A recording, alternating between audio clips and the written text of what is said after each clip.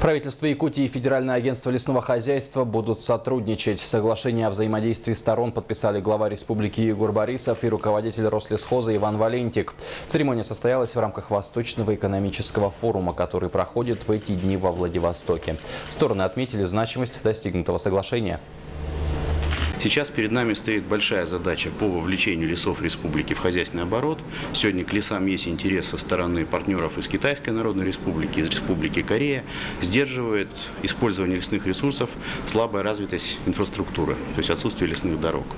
С одной стороны. С другой стороны, конечно, инвестиционная привлекательность лесных участков, она связана с повышением степени известности данных у лесных ресурсов именно лесоустройства. Эти проблемы мы с Егором Афанасьевичем уже неоднократно обсуждали. Я думаю, что мы найдем решение помочь и в области лесоустройства, лесоустраивать те лесные участки, которые представляют наибольший инвестиционный интерес для потенциальных инвесторов, которые будут развивать заготовки и деревообработку.